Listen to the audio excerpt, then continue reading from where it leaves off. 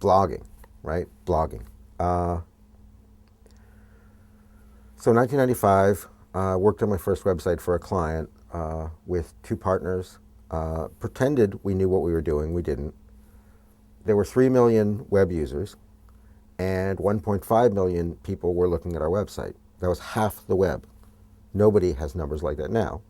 I mean, people have many more millions, but they don't. Nobody. Maybe Google has numbers like that, but it would have to be Google. Somebody like that, 50% of the web. So I was a frustrated musician, frustrated designer, frustrated art director, frustrated novelist. Right? I'd failed at all these different professions, and in the in the normal scheme of things, you can't really reach a large audience on your own.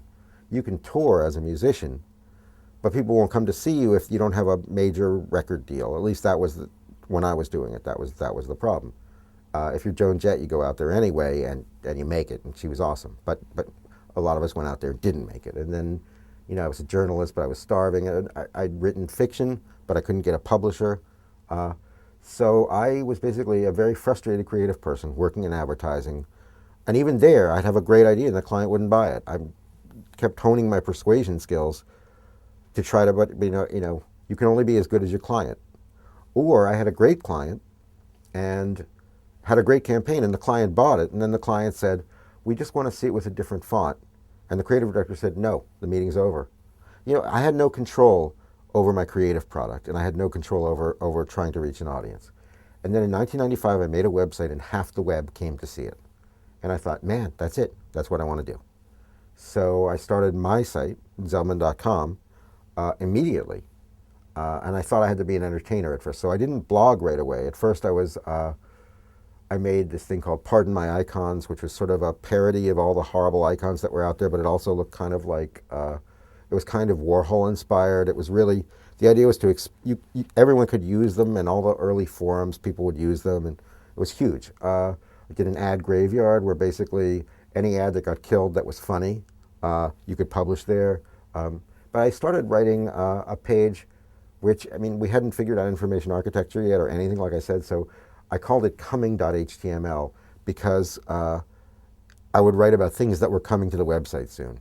And I don't know how many people I had, but I had like a big following right away because there wasn't a lot of stuff on the web. And the ad graveyard was funny, and Pardon My Icons was funny, so people came. And I also knew how to work Yahoo, how to get my stuff listed on Yahoo, which, remember, back then, that's how people found web content. It was like they'd navigate down through Yahoo, and then they'd go, oh, advertising, the ad graveyard. That sounds interesting. So I had, followers.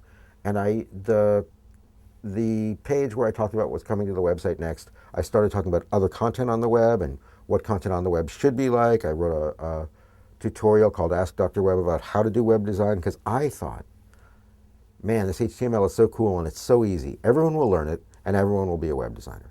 I was euphoric, and I believed that everyone had a creative spark inside them and everyone was going to do this.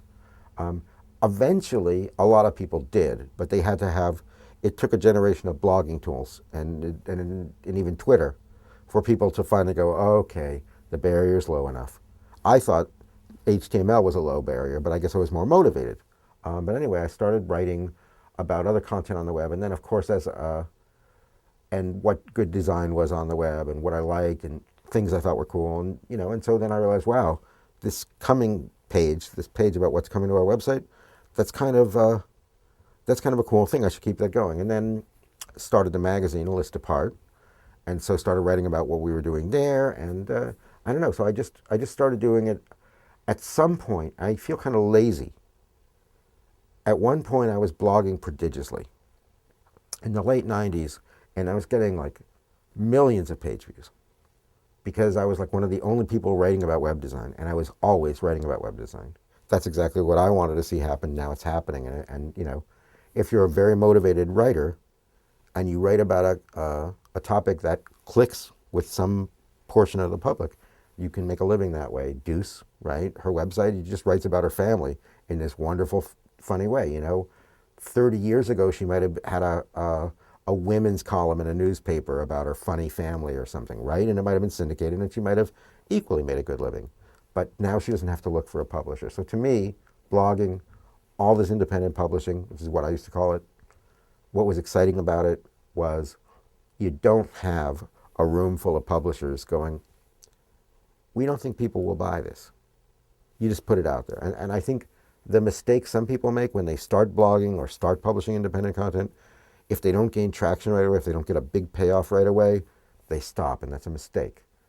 If you're doing it for 20, you're creating something, whether a lot of people are paying attention to it or not. So if you write a blog post and you get one comment on everything you write, take out comments for a while. Just write. When I started, there was no way to leave comments, so I just wrote, and that made me an expert. The reason I'm sitting here as an expert is because I did stuff first, not because I know what I'm doing, and now I know what I'm doing, but I know what I'm doing with all the stuff that's all been figured out. I helped figure it out, but I wasn't an expert. And, nobody's an expert. I mean, let's hope that if we ever need surgery, our surgeon will be an expert. Or if we're ever accused of a crime, that our attorney will be an expert. But on the web, and with design, with writing, how good are you? That's, and you get good by doing it. So just keep doing it. I think if a lot of people are coming to your site or reading your magazine or coming to see you when you give a talk, and they perceive you as an authority or an expert, even if you're not, in your heart you don't feel like that, you have an obligation to, to follow what Peter Parker's uncle told him. You have an obligation to be responsible and do good things. I feel like the Web Standards Project in 1998 started because, in part because Glenn Davis and George Olson and Jeff Veen and Dory Smith and Tim Bray and I, for whatever reason, and other people that helped us, we had followers on the web. And here was an opportunity to use whatever power that gave us for something good. Let's standardize the formats on the web so that the web doesn't balkanize, so that people don't, end up making 17 versions of websites or losing half their potential viewers because they don't have the money for a such and such version.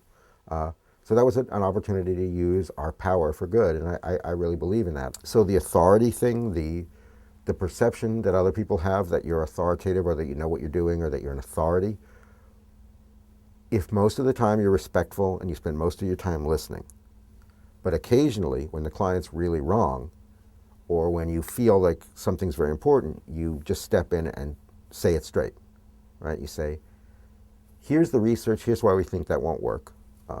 Here's why we think that would be a mistake. Just say it real straight. It works, people listen. I've been very successful with clients because I talk straight to them. So what experience, you get old, it sucks. You get health problems, all this terrible stuff, but the authority, perceived authority, helps you give better advice, do better work, sell better work. So that's what it's good for.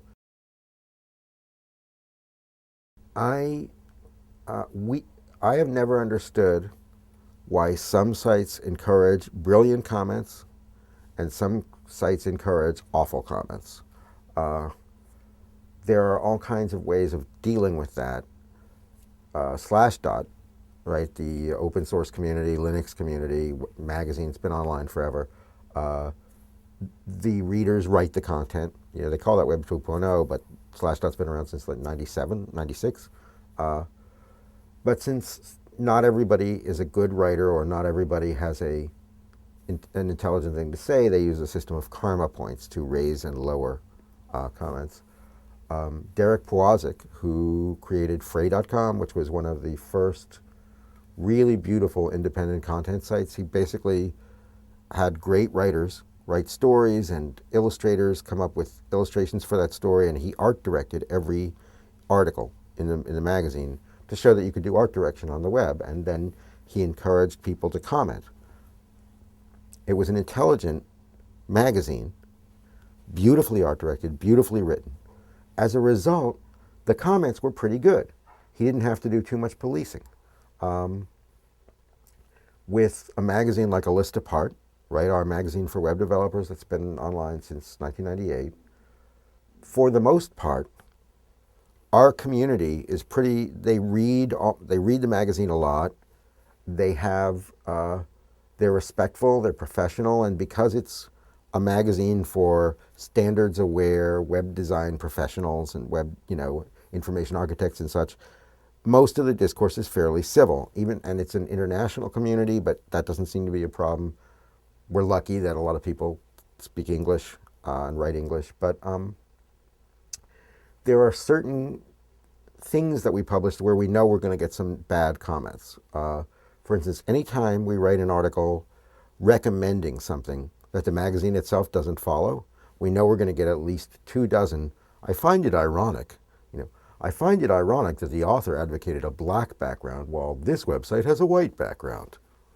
And it's not that ironic. We weren't going to redesign the magazine because one of our authors wrote an article about something. But, and the first person who writes, isn't it ironic? The next person will write. They don't read each other's comments. So one thing that we've done, although we have a comment link at the top of the article, in the way it's designed, we kind of minimize it. It's there if you know it's there. But basically, we want you to read the whole article. And this is, again, something that I learned from Derek Powazik from the way he did Frey. You'd read the whole Frey piece, and then it would say, it didn't say, what do you think? Like, if the Frey story was about the time I accidentally burned down my parents' garage, it would be, what childhood things are you ashamed of, let's say, or what scary things happened in your childhood? And then, by having this nice little focused question, he would get beautifully focused answers. So basically, our philosophy, for the most part, is with sites where the content is really edited, art directed, manicured. Again, a list apart falls in. We have 3 editors. We have a lead editor. We have 4 technical editors. Everything gets really. We have an illustrator, Kevin Cornell, and an art director, Jason Santa Maria. Each issue is like, and Krista Stevens is our editor. Every issue is a work of love, and as a result, we tend to get pretty good comments.